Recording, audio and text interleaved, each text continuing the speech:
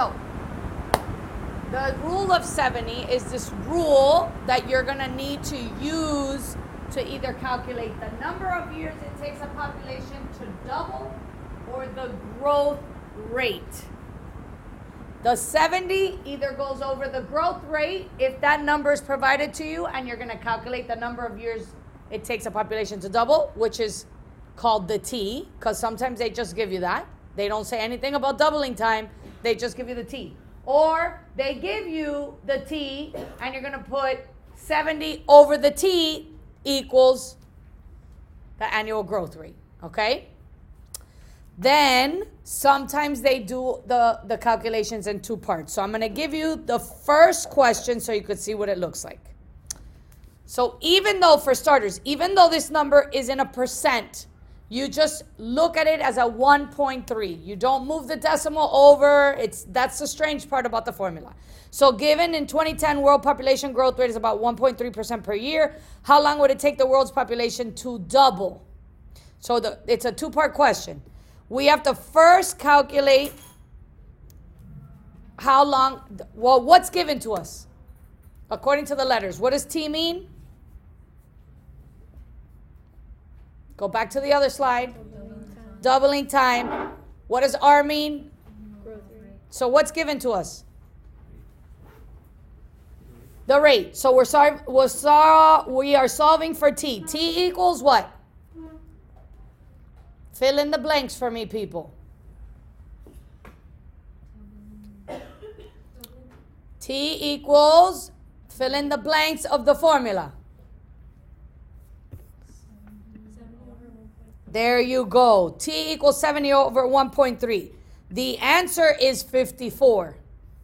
Now the question is, in what year does the population double? So if it takes 54 years for the population to double, what year is it going to be?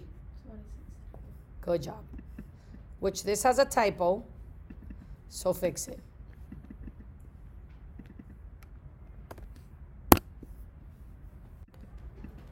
Here's the slide for that. All right, fertility rates. Basically, you're going to learn the rest of this unit is what impacts growth rate, what impacts birth rate, what impacts death rate, immigration, okay?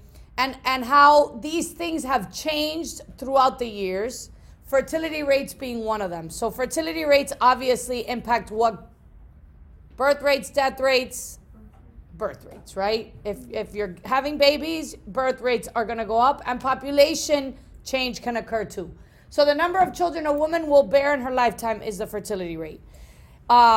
Which country or which area on this map shows high fertility rates? Africa, okay? So you look at Africa, these are high fertility rates. These are relatively low, and then the yellows are kind of average, and all the major colors are here. This is now, okay? Fertility rates have changed really, really drastically in the last 50 years, okay? But what this means is they're still having, on an average, about 6 children per family versus us, who has more than 2 siblings. Me and her only, okay? That question, in my generation, almost everybody here raises their hand. Like your parents, whose parents have more than 2 siblings? Raise your hands. Okay, so you see the difference. Okay, how about grandparents? More than 12. Yeah, I know, right? Okay, very common. Remember, I'm older than you, one whole generation. So think of your parents, whatever. Anyways, okay. Total fertility rates this is a weird one, is the average number of children a woman will bear in her lifetime, okay? Which is really how it's usually calculated. And stop writing and watch this map, and then tell me an area that you see drastically change in fertility rates from 1950. So it was green and yellows and then blue immediately, before, like in 20 years.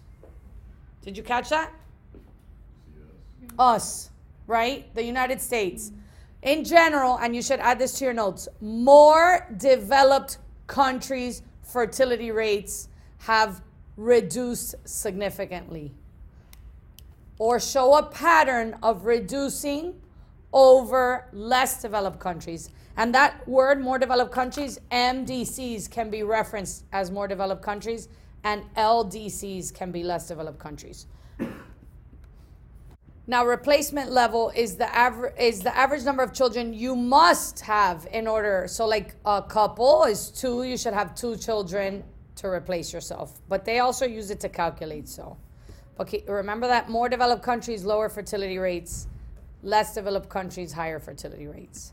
And I think I stopped. Oh no, I have 2 more slides actually. All right, so I don't know why this is covered, but no population can grow indefinitely, okay? But they do calculate like fundamental niche and realized niche, remember those words? Biotic potential versus environmental resistance. And you have to be able to recognize these in graphs. There's a lot of graphs on this test, okay? And math. There's not a lot of math, but there's math and graphs. Your biotic potential is a population can grow indefinitely with no environmental resistance. But that's not real because environmental resistance will always limit a population growth. Give me examples of environmental resistance or factors that affect your biotic potential.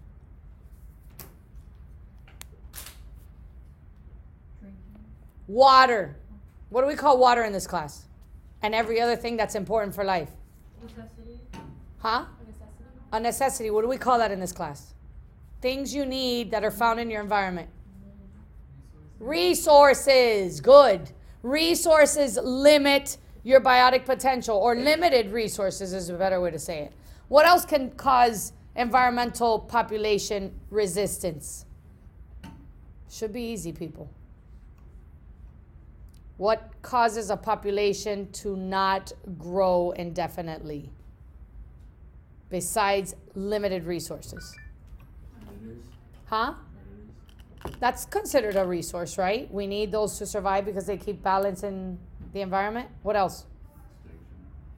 But caused by what? Caused by what? Maybe, thank you. Pollution, extreme weather conditions, climate change, right? We don't consider those resources, but they can impact or be something that limits our growth. Okay, good. Which leads to death and extinction, right? All right, so here's the graph. This line here shows a population growing without any environmental resistance. And it also shows a J-shaped curve, which I'm going to talk about. If you want to label it here so you can recognize it, that's fine. But no resistance, so the population grows indefinitely. That's not realistic, okay? So we use the word carrying capacity to determine where the population has limits, and then usually the population will do this, which is stabilize around that area. So wherever the carrying capacity is, a population should stay below it, okay, in order to survive. If it surpasses it, you're going to see, and I'm going to go over these, a drop. Now, carrying capacity on a graph is referenced as K. So just like K strategist, you have to recognize K on your graph. What does that word mean? Where have you seen this word carrying capacity in your life other than this class? Or other than any class? Yep, other than any class. Where do you see that word often? Restaurants. So the carrying capacity of a restaurant is based on what? How many people can seat without it being a hazard? Where else have you seen carrying capacity? Elevators. Based on?